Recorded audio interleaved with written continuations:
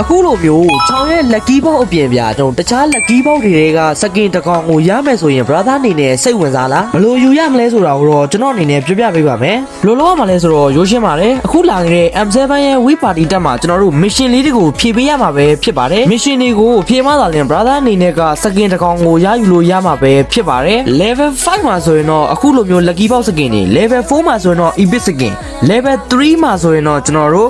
special စကင် level 2မှာဆိုရင်တော့ elite စကင် level 1မှာဆိုရင်တော့ normal စကင်လေးတွေကိုပဲရရှိမှာဖြစ်ပါတယ် mission အနေနဲ့ကတော့ခက်ခက်ခဲခဲမဟုတ်ဘူးရိုးရှင်းပါတယ် brother အနေနဲ့ game ထဲကို log in ဝင်တာနဲ့400နှစ်ဆရမယ်တပွဲဆော့ပြီးတာနဲ့350နှစ်ဆရမယ်ပြီးရင်တော့တငယ်ချင်းတွေနဲ့အတူဆော့ရင်လေ brother အနေနဲ့350ကိုနှစ်ဆရမှာပဲဖြစ်ပါတယ်နောက်ထပ်ကဘာဒီလဲဆိုတော့ brother အနေနဲ့က M7 ပတ်ကိုဖွင့်ထားပေးရမယ်ပြီးရင်တော့စိန်လုံး100ကိုထည့်ရမယ်ဒါပဲလားဆိုတော့မဟုတ်ဘူးစိန်လုံး100ကို3မှာ3ပေးရမှာဗျာစိန်အလုံး900တွေ1000တွေကတော့ကိုကြီးလည်းမဖြစ်နိုင်တဲ့အတွက်ဖြစ်နိုင်တဲ့ brother ဆိုတော့ဖြည့်ပါဒါကတော့9ရက်လုံးလုံးလုပ်ပေးရမယ် mission လေးတွေပဲဖြစ်ပါတယ် mission တွေလုပ်ပြီးပြီဆိုရင်တော့မှ brother အနေနဲ့က point 4800မရှိဘူးဆိုရင်တော့ level 5ကိုရမှာမဟုတ်ပါဘူးဒါကြောင့် level 5ရောက်ဖို့ဆိုရင်တော့ point 4800လိုပါတယ်ဒါမှသာလျှင် lucky box စကင်တွေကတကောင်ကိုရယူလို့ရမှာပဲဖြစ်ပါတယ် We Party mission ကနှစ်ခါလာမှာဖြစ်တဲ့အတွက်ကြောင့်မလို့နောက်တစ်ချိန်ဆိုရင်တော့နှစ်ဆရမှာမဟုတ်ပါဘူးရိုးရိုးလေးပဲရသွားမှာဖြစ်ပါတယ်